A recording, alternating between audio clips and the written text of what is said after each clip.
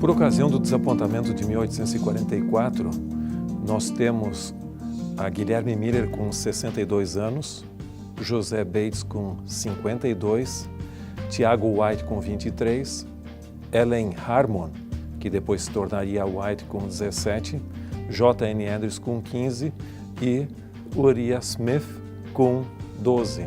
This physical site is called Pioneer Memorial Church.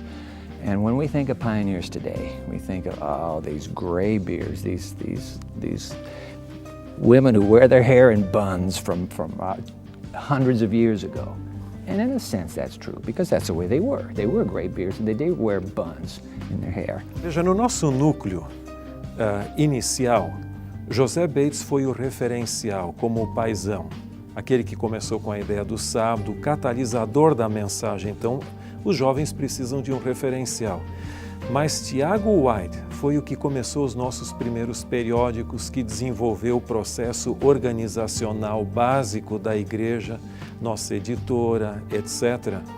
E, por sua vez, Ellen White era a voz profética, oferecendo conselho nesse contexto todo. When we step into this church, and we have 3,600 kids on this campus, so this is Andrews University, but when they come here to worship, and we think pioneers, we're not thinking antiquity, we're thinking heritage. We're thinking here was a generation, and by the way, they were almost all of them, to a young man and young woman, young. You had a few gray beards, but you had the young. They were 17, 18, 19, 20, 21, 22, 23 years of age.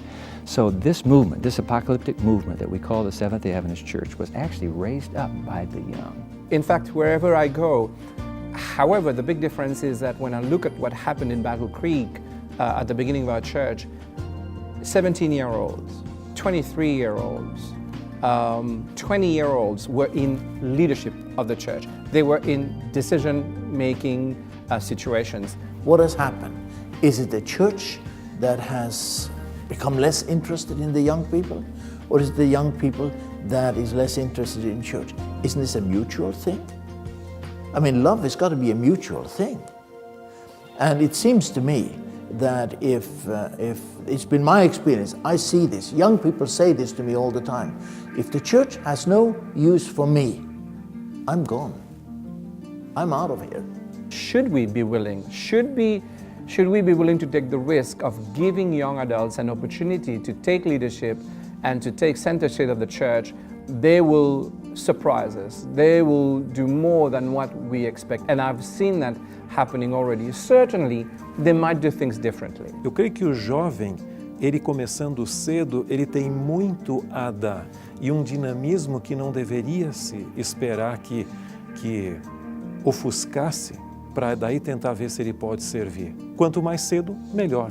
So the church must trust its youth. I mean, it's a matter of trust here. It must trust its youth enough to allow them space and a meaningful role to be creatively engaged in the life of the church. If not, they will walk away. A experiência é muito importante para a gente evitar alguns erros. Mas, por outro lado, também, o excesso de experiência pode me deixar inibido e eu não quero arriscar mais. Então, esse entusiasmo que deve levar avante o trabalho junto com a cautela para não cometer erros desnecessários, eu acho que essa é a combinação ideal. E se nós conseguíssemos ter isso, a igreja teria um outro perfil. O problema é que a gente acaba se acomodando demais. When people talk together, they are together. When people stop talking to each other, they walk away.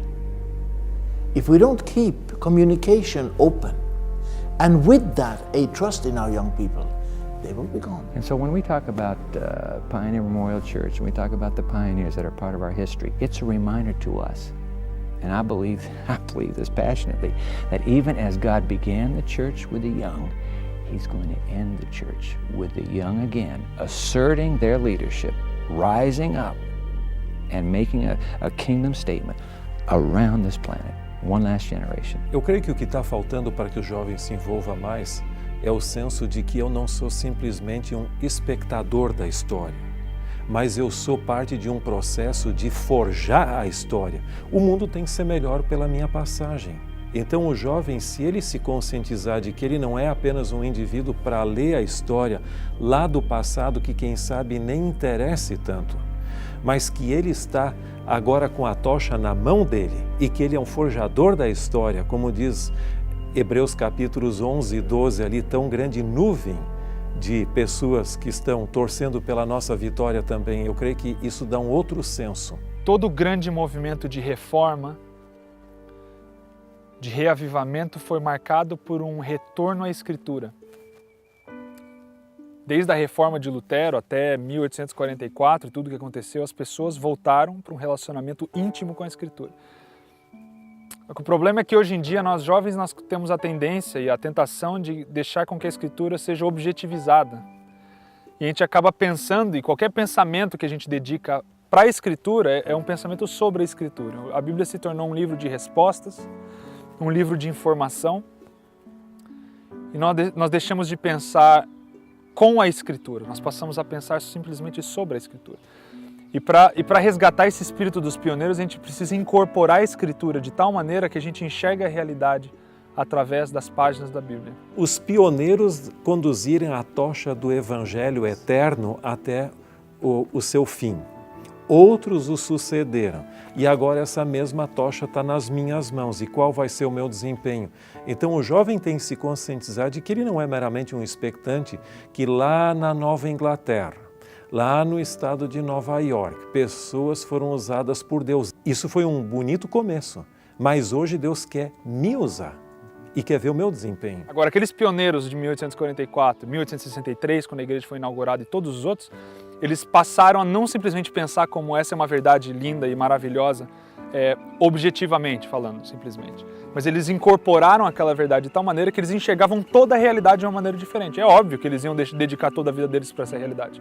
Porque na mente deles, Cristo iria voltar e isso fazia toda a diferença. Porque se eu sei que Jesus vai voltar em meus dias, eu vou me concentrar completamente nessa missão.